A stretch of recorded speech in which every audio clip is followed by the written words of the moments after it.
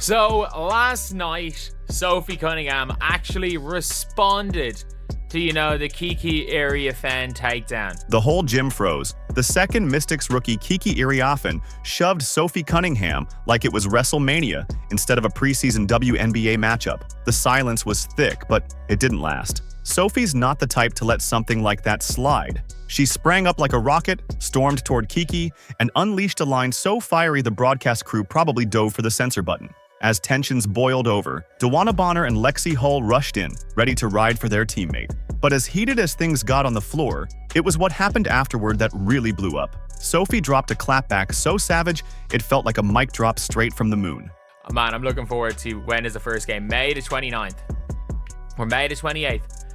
I am looking forward to that. But Sophie Cunningham responded right here with an Instagram story about it. And these two teams do not like each other.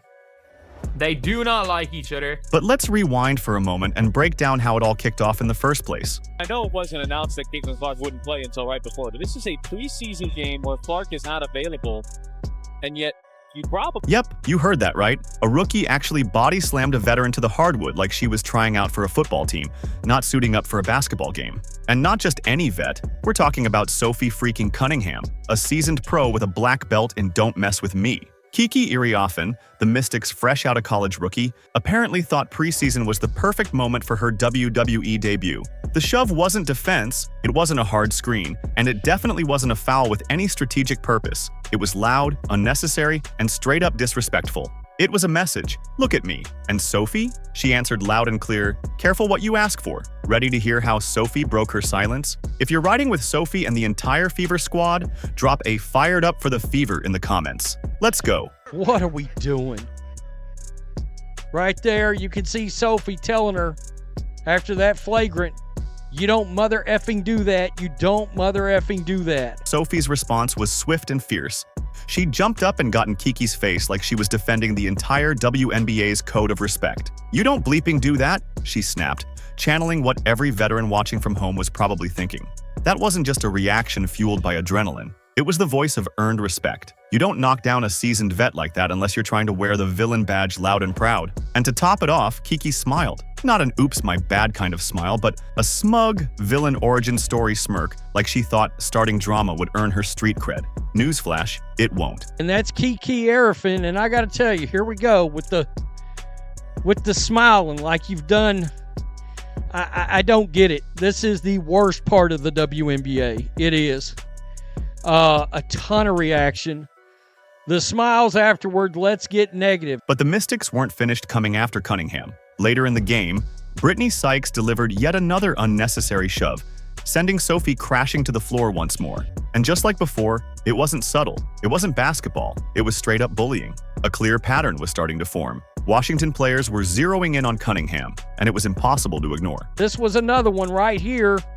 This was Brittany Sykes, and Dawana Bonner got involved in this one. She did.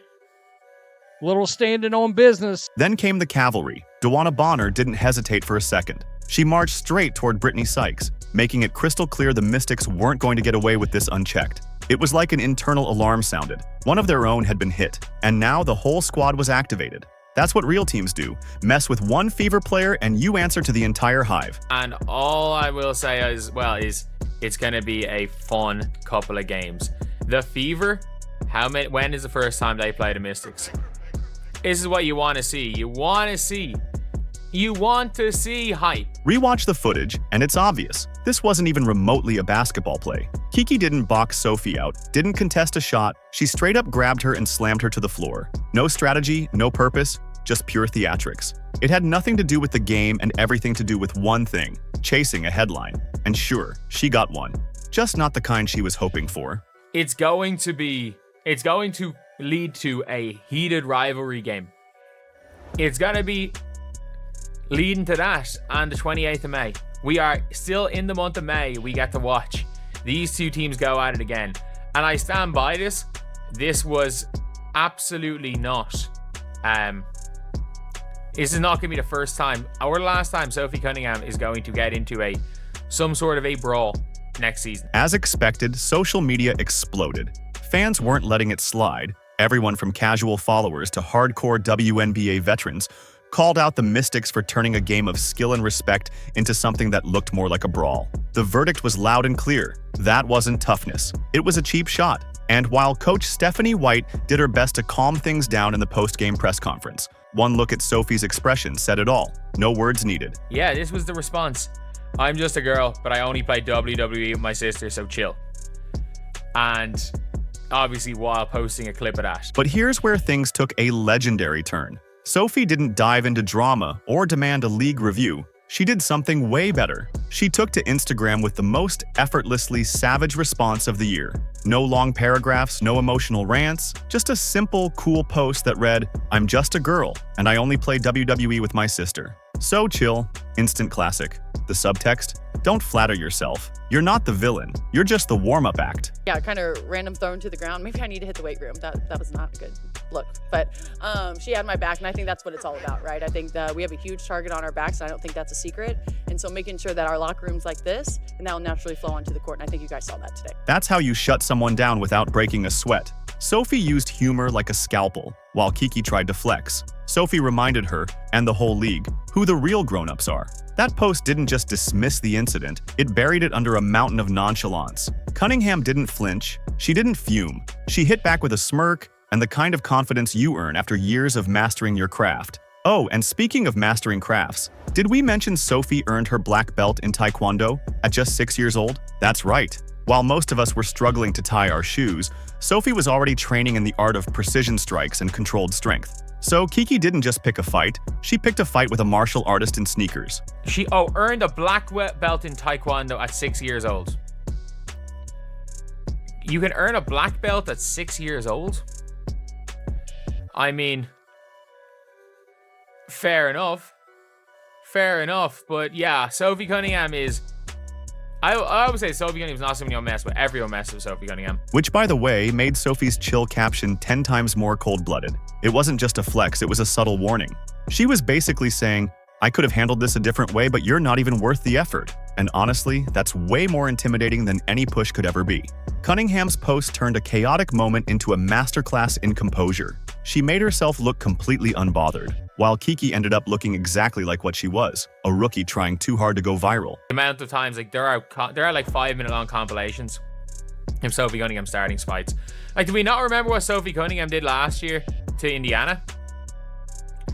They literally, I'm not joking when I say this, she walked into an Indiana huddle, threw a blind elbow, and then walked out and got away with it. Sophie's message hit the perfect mark. It was witty, sharp, and completely diffused any heat Kiki thought she'd generated. The best part? It earned respect from all sides. Fans celebrated her poise, players showed support, and in the Fever's locker room, they rallied around their teammate like never before. In a league built on storylines, this one's officially locked in. The next Fever versus Mystics game, go ahead and circle that on your calendar now, because this is no longer just a rivalry.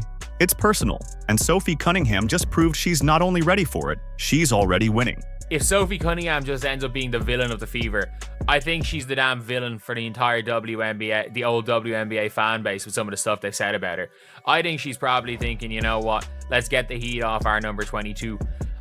When these other teams last year, when they were trying to punk Caitlyn, you know what, let's piss off these players enough that instead of them trying to go off Caitlyn, get her off her game, they go for me. And that's one of the things with Sophie Cunningham, with those type of players, that people don't realize just how important that they are, and just how big they can be for a team. The real flex in this entire showdown wasn't who got shoved or who yelled the loudest. It was how Sophie Cunningham handled the aftermath. Instead of throwing hands or rushing to the refs for sympathy, she clapped back with something far more lethal, calm, cutting humor that said, I see you, I'm not scared of you, and I'll remember this forever. It was the veterans' version of a mic drop, but better. Why? Because it was delivered with class and zero emotional leakage. Translation? Message received, Kiki. You can see again in the response, like, she's posting the video. If she didn't want to smoke, she would not be posting anything. She would have just ignored it. And you better believe when these two teams play on the 28th of May, it's going to be heated and it's going to be an awful, awful lot of fun.